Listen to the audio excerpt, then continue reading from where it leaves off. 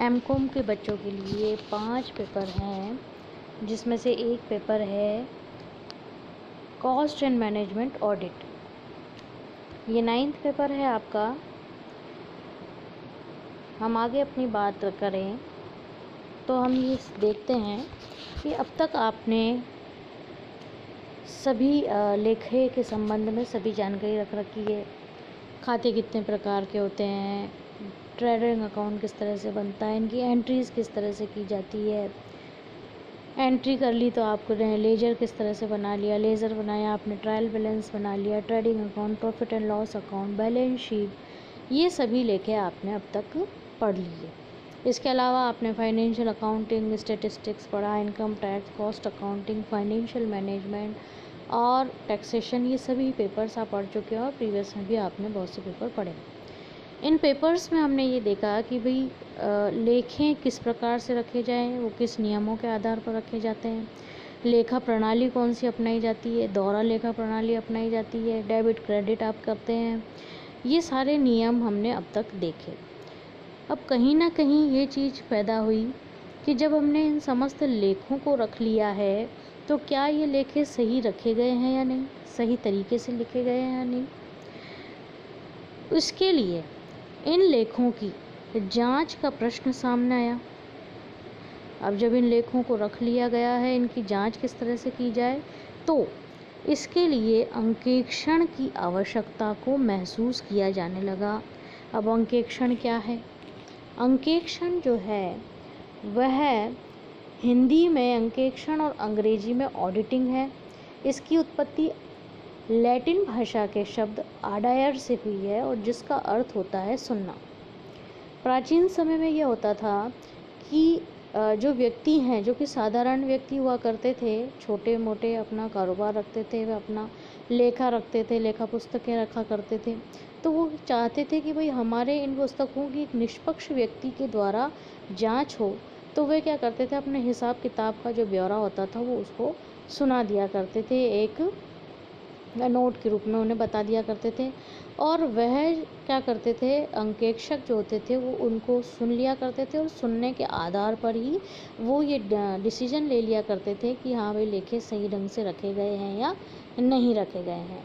लेकिन जैसे जैसे समय बीतता गया, जैसे जैसे वैश्वीकरण का दौर आया और इन सभी लेखों की जांच को निष्पक्ष रूप से और किसी न्याय संगत रूप में रखने की आवश्यकता महसूस की जाने लगी। और क्या क्या महसूस किया जाने लगा कि भाई जो ये लेखे रखे गए हैं क्या उनकी सही ढंग से रखा गए हैं या नहीं। संस्था को लाभ हानि एक निश्चित अवधि के लिए रखा जाता है और दर्शाया है या नहीं। चिट्ठा जो कि एक निश्चित अवधि के लिए रखा जाता है, क्या वो सही ढंग से रखा गया है या नहीं। तो इन लेखों को रखने के लिए जो अंकेक्षण की आवश्यकता महसूस की गई, तो उस अंकेक्षण के कुछ लक्षण हैं। वो क्या क्या हैं कि लेखा पुस्तकें जो हैं वो अपने समस्त सौदों का उसमें लेखा किया गया है या नहीं, उसकी जांच की रिपोर्ट दी जानी चाहिए। योग्य एवं निष्पक्ष व्यक्ति के द्वारा इसकी जांच होनी चाहिए। जांच लेखा जो है वो गणितीय शुद्धता तो उसमें नहीं देखी जाती, लेकिन उनमें क्या किया जाता है, उसकी जो परिणाम आलोचनात्मक उसकी जांच की जाती है। और उसके अलावा ये देखा गया है कि पहले ये देखते थे कि केवल व्यापारिक संस्थाएं ही इसकी आवश्यकता महसूस होती थी, लेकिन अब जो है वो कॉलेज लेवल पर भी होता है, क्लब और भी कई ऐसी संस्थाएं हैं जो अपना अंकेक्षण करवाना चाहती है, वह अंकेक्षण करवा सकती है। निश्चित अवधि अंकेक्षक जो है वो जो लेखे रखे गए हैं वो प्राय 1 वर्ष के लिए होते हैं और वो अंकेक्षण भी 1 वर्ष की अवधि में उनको जांच पड़ताल करवाई जाती है। अब अंकेक्षक जो हैं प्रमाणक एवं प्रपत्र कौन कौन से हैं कि अंकेक्षण उन प्रमाण पत्रों को भी देखता है जिनके आधार पर लेखा पुस्तकों में लेखे किए गए हैं। और इस संस्था का उद्देश्य क्या है, प्रत्य व्यवहार, मिनट बुक, अंतर्नियम तथा अन्य कोई भी प्रपत्र या कोई भी जांच के संबंध में निरीक्षण, मिलान, पुनर्निरीक्षण, परीक्षण आदि करने हेतु आवश्यक समझता है, देख सकता है। सूचना एवं स्पष्टीकरण, यदि अंकेक्षण प्रमाण एवं वास्तविक आर्थिक स्थिति में है या नहीं संतुष्ट अगर नहीं है तो वह अपनी पूर्ण जानकारी तो आवश्यक सूचना मांग सकता है या स्पष्ट बातों का स्पष्टीकरण मांग सकता है। इसके अलावा नियमानुकूल संस्था से संबंधित विशेष अधिनियम तथा देश के विधान के नियमानुसार संस्था का हिसाब किताब रखा गया है या नहीं, अंकेक्षण को अपनी रिपोर्ट इस बात का प्रमाण पत्र देना पड़ता है। सही एवं वास्तविक आर्थिक स्थिति, निश्चित अवधि के अंतिम दिन संस्था के चिट्ठे में जो संपत्तियां एवं दायित्व दिखलाए गए हैं उनका जो निरूपण किया गया है वो सही है या नहीं, अर्थात उक्त तिथि को संस्था का चिट्ठा संस्था की सही एवं वार्षिक आर्थिक स्थिति को दिखलाता है या नहीं। अब अंकेक्षण की आवश्यकता महसूस हुई।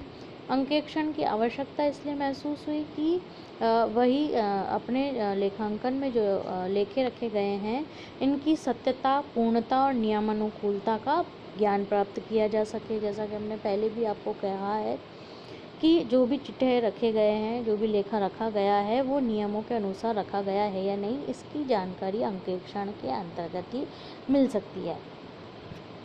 इसके अलावा अंकेक्षण का मुख्य उद्देश्य भी यही है कि हिसाब किताब की पहले भी हमने पढ़ लिया, सत्यता, पूर्णता और नियमानुकूलता का ज्ञान इसमें होना चाहिए।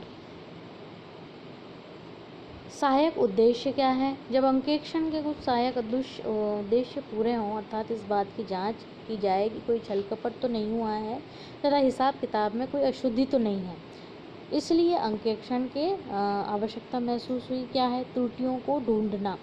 अधिकतर अशुद्धियाँ लापरवाही या अज्ञानता के कारण होती है। कभी कभी बारीकी जांच से इसका पता चलता है कि कुछ अशुद्धियाँ जानबूझकर भी की जा सकती हैं और कुछ छल कपट के द्वारा भी की जा सकती हैं। तो अब ये अशुद्धियाँ किस किस तरह की हैं?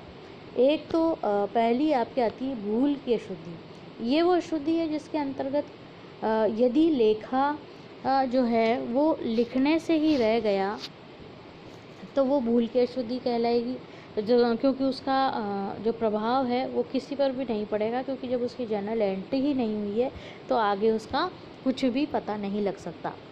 लेखे की अशुद्धि, अब उसके अंदर यदि आप ये देखें कि गलत लेखा रख दिया, जोड़ लगा दिया, खतौनी कर दी, गणना कर दिया, एक पृष्ठ से दूसरे पृष्ठ पर यदि अगर हम लेकर गए और उसमें अगर कोई अशुद्धि हुई है तो वो तो तलपट के द्वारा प्रकट हो जाएगी, तो ये कहलाएगी आपकी लेखे की अशुद्धि।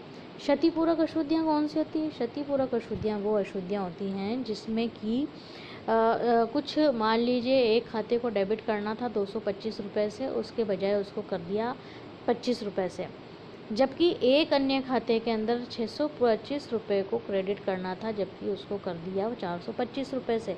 यानी कि डेबिट और क्रेडिट में दोनों ही जगह में कुछ गलतियां हो गई, 200 रुपये की गलती हुई है और वो अशुद्धि जो है वो बराबर हो गई कि डेबिट में कम थे और क्रेडिट में लिख दिए गए, क्रेडिट के डेबिट में लिख दिए गए, तो दोनों ही अशुद्धियाँ एक दूसरे को प्रभाव को, गलतियों को ख़त्म कर देती हैं। सैद्धांतिक अशुद्धियाँ, कुछ ऐसी अशुद्धियाँ जो सिद्धांतों में ही जिसमें गलती हो कि व्यक्तिगत खाते की जगह उसको वास्तविक खाते में लिख दिया गया या वास्तविक खाते की जगह किसी और खाते में उसको लिख दिया जाए। दोबारा लिखी जाने वाली अशुद्धियाँ, ये हो सकता है कि कोई एक ही एंट्री को 2 बार लिख दिया गया हो। यदि एक ही एंट्री को 2 बार लिख दिया जाएगा तो उसका किसी और अन्य पर प्रभाव नहीं पड़ेगा और इन अशुद्धियों का पता लगाना बहुत कठिन हो जाएगा।